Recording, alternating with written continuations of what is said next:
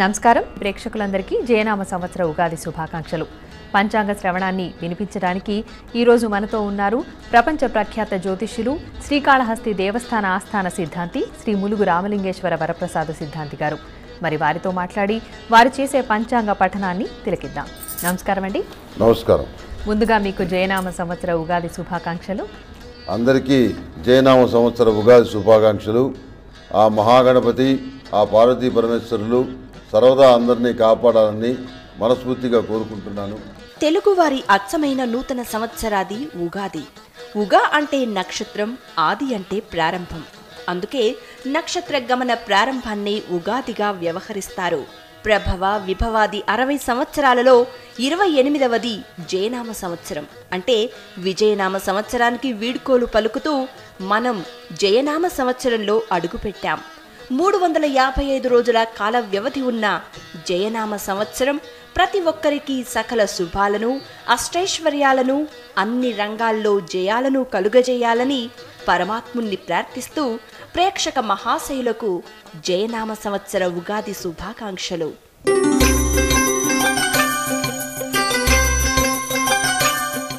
మనకున్న 60 సంవత్సరాల్లో ప్రతి సంవత్సరానికి నవగ్రహాధిపతులు నాయకులుగా వ్యవహరిస్తారు.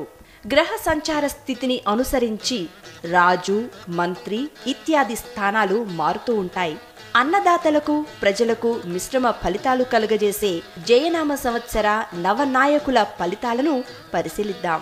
మహాదేవుడి శిరోభూషణమైన చంద్రుడు జయనామ సంవత్సరంలో రాజుగా ఉన్నందున విస్తారంగా వర్షాలు కురిసే అవకాశం ఉంది. ప్రజలు సుఖ సంతోషాలతో విలసిల్లుతారు. అయినప్పటికీ తెలియకుండానే మోసపూరిత నష్టాలకు గురవుతారు. జయనామ సంవత్సరంలో మంత్రి కూడా చంద్రుడే. ఈ కారణం చేత సకాలంలో వర్షాలు కురిసి అనుకూలమైన పంటలు పండుతాయి. ప్రజలు ఆరోగ్యవంతులై క్షేమంగా ఉంటారు. కానీ రాజు, మంత్రి పదవులు ఒకే గ్రహాధిపతికి వస్తే చోరభయం, అగ్ని ప్రమాదాలు ఉండవచ్చని పంచాంగం చెబుతోంది. సేనాధిపత్యం రవిగ్రహానికి వచ్చిన కారణంగా పాలకుల మధ్య యుద్ధ వాతావరణం కనిపిస్తుంది. ఎర్రటి పంటలు బాగా పండుతాయి. రక్షణపరమైన అంశాల్లో ప్రజలు అప్రమత్తంగా ఉండాల్సిన అవసరం ఉంది. బుధుడికి పంటలపై ఆధిపత్యం కారణంగా దిగుబడి తక్కువగా ఉంటుంది. మేఘాలు వచ్చినట్టే ఉన్నా వర్షాలు అంతగా కురవకపోవచ్చు. ప్రజల్లో అభద్రతా భావం పెరుగుతుంది. ధాన్యాధిపత్యం రక్తవర్ణుడైన కుజగ్రహానికి రావడం చేత ఎర్రటి భూముల్లో పంటలు బాగా పండుతాయి. ఎర్రటి ధాన్యాలు కూడా విస్తారంగా పండుతాయి. ఆశించిన లాభం కలిగేందుకు అన్నదాతలు అప్రమత్తంగా ఉండాల్సిన అవసరం ఎంతైనా ఉంది. అర్ఘాధిపత్యం సూర్యుడికి రావడం చేత జయనామ సంవత్సరంలో ధరలు అధికంగా ఉండే అవకాశం ఉంది. షేర్ మార్కెట్లు, వ్యాపారాల్లో స్వల్ప నష్టాలు చోటు చేసుకునే అవకాశం ఉంది. మేఘాధిపత్యం కూడా సూర్యుడికే వచ్చినందున వ్యవసాయానికి అనుకూలమైన వర్షాలు కురిసినప్పటికీ ఫలం మాత్రం స్వల్పంగానే ఉంటుందని చెప్పవచ్చు. ఎర్రటి పంటలు బాగా పండుతాయి. రసాధిపతి శుక్రుడికి రావడం చేత సుగంధ ద్రవ్యాలు, డ్రై ఫ్రూట్స్ వంటివి బాగా పండుతాయి. కానీ ప్రకృతి వైపరీత్యాల పరంగా జాగ్రత్తలు అవసరమని పంచాంగం చెబుతోంది. నీరసాధిపతి స్థానాన్ని బుధుడు అధిష్ఠించినందున నవరత్నాలు, బంగారం వినియోగం బాగా పెరుగుతుంది. బంగారం ధరలు నిలకడగా ఉండకపోవచ్చు. ధాన్యాలు చక్కగా పండుతాయి.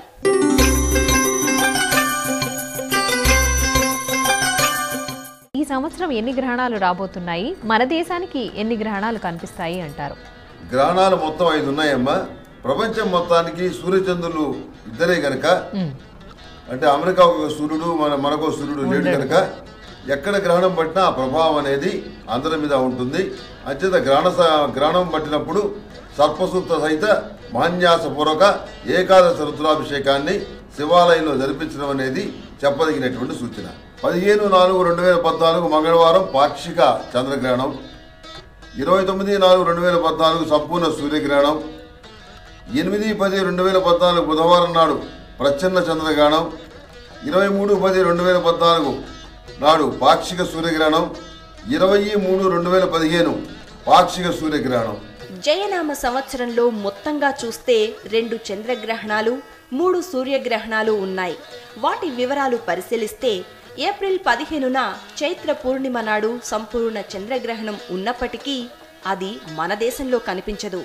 ఏప్రిల్ 29న చైత్ర అమావాస్య నాడు సంపూర్ణ సూర్యగ్రహణం ఉన్నప్పటికీ ఇది కూడా మన దేశంలో కనిపించదు. అయితే అక్టోబర్ 8న అంటే ఆశ్వయుజ పౌర్ణమి నాడు ఏర్పడే ప్రచ్ఛన్న చంద్రగ్రహణం మన దేశంలో కనిపిస్తుంది.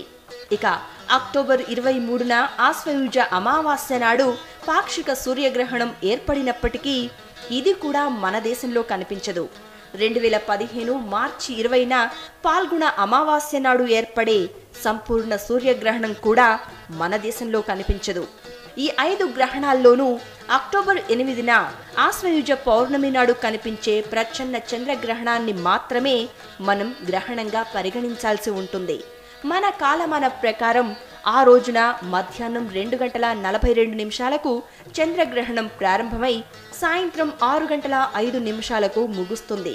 గ్రహణ సమయంలో దేవతా స్తోత్ర పారాయణం చెప్పదగిన సూచన. సాయంత్రం తర్వాత ప్రతి ఒక్కరూ విధిగా గ్రహణ విడుపు స్నానం ఆచరిస్తే శుభప్రదం. గ్రహణ స్నానం తర్వాతే భోజనం చేయాలి. ఈ గ్రహణం ఏ రాశి వారికి అశుభం కలిగించినప్పటికీ గ్రహణాన్ని వీక్షించకపోవటం మంచిది. గర్భిణులు, చిన్నారులు మన శాస్త్ర సంప్రదాయాలను అనుసరించి వీక్షించకుండా ఉండడం సర్వదా శ్రేయస్కరం. మిగతా గ్రహణాలు కనిపించకపోయినా ఆయా రోజుల్లో శివాలయ సందర్శనం, అభిషేకం, నవగ్రహ ప్రదక్షిణం సత్ఫలితాలను ఇస్తుంది.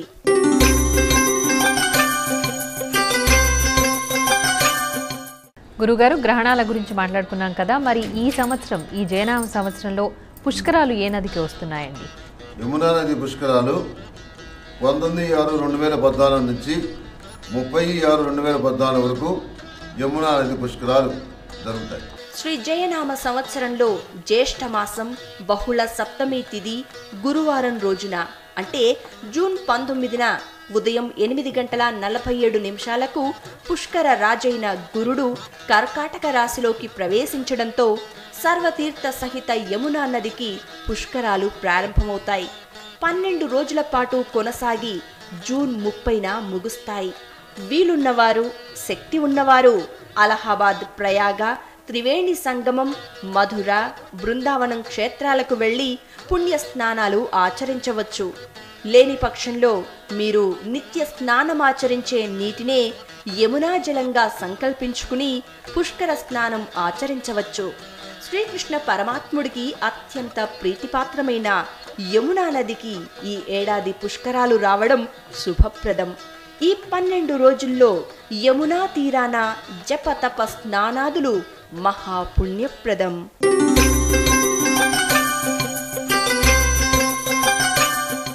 మరి ఈ జైనామ సంవత్సరంలో మకర సంక్రాంతి ఎప్పుడు రాబోతోంది? మకర సంక్రమణ పుణ్యకాలం 14/1/2017 నాడు రాత్రి 7:59 శ్రీ సూర్య భగవానుడు రవి ఉత్తరాషాఢ నక్షత్రం ద్వితీయ పాదం మకర రాశిలో ప్రవేశించడం వలన మకర సంక్రమణం ఉత్తరాయణ పుణ్యకాలం ప్రారంభమవుతుంది. మకర సంక్రాంతి రోజున పితృదేవతలకి శక్తి కొలది శాస్త్రానుసారంగా తృప్తి చేయడం అనేది చెప్పదగిన సూచన. పంచాంగ శ్రవణంలో మకర సంక్రాంతి గురించి కూడా చెప్పుకోవడం తప్పనిసరి విధి. జయనామ సంవత్సరంలో మకర సంక్రాంతి జనవరి 14న కాకుండా జనవరి 15న వస్తోంది. అందుకు గల కారణం ఉత్తరాయణ పుణ్యకాలం జనవరి 14న రాత్రి 7:28 ప్రారంభమవుతుంది. అందుకే ఉత్తరాయణ పుణ్యకాలం ప్రారంభమైన సమయంలో సూర్యుడు లేనందున మరుసటి రోజున అంటే జనవరి 15న మకర సంక్రాంతి జరుపుకోవాలని పంచాంగం చెబుతోంది. ప్రతి మకర సంక్రాంతికి శుభాశుభాలను తెలియజేసే విధంగా పరమాత్ముడు సాక్షాత్కరిస్తాడు. ఆ పరమాత్ముడినే సంక్రాంతి పురుషుడు అంటాం. జయనామ సంవత్సరం మకర సంక్రాంతికి సాక్షాత్కరించే సంక్రాంతి పురుషుడి పేరు మందుడు. 2015లో జనవరి 15న మకర సంక్రాంతి నాడు ధాన్యము, వస్త్రాలు, గుమ్మడికాయ దానం చేస్తే సర్వ సౌఖ్యాలు సిద్ధిస్తాయి. శివ దర్శనం శుభప్రదం. గురుగారు, ప్రతి సంవత్సరంలో కర్తలు మూఢాలు ఉంటాయి కదా, మరి ఈ సంవత్సరంలో జయనామ సంవత్సరంలో ఈ కర్తలు మూఢాలు ఎప్పుడున్నాయి అంటారు? జయనామ సంవత్సరంలో కర్తరి 4/5/2014 నుండి 25/5/2014 వరకు ఈ కర్తరి ఉంటుంది. తర్వాత మూడమి గురుమౌఢ్యమేమో 17/7/2014 నుంచి 8/8/2014 వరకు ఈ గురుమౌఢ్యం ఉంటుంది. తర్వాత శుక్రమౌఢ్యమే 18/9/2014 నుంచి 30/11/2014 వరకు ఉంటుంది. మనం చేసే ప్రతి కార్యానికి అది మంచి రోజు అవునో కాదో చూసుకుంటాం. కొన్ని సందర్భాల్లో తిథి వార నక్షత్రాలు అన్నీ అనుకూలంగా ఉన్నా గ్రహాల స్థితిగతులను అనుసరించి ఎలాంటి శుభకార్యాలు చేయకూడదని పంచాంగం చెబుతుంది. జయనామ సంవత్సరంలో ముహూర్తం లేనటువంటి రోజులను గమనిద్దాం. వాస్తుపరమైన అంశాలకు ఉపయుక్తం కాని రోజులను కర్తరి అంటారు. అంటే ఈ రోజుల్లో వాస్తుపరమైన ఎటువంటి పనులు చేపట్టకూడదన్నమాట.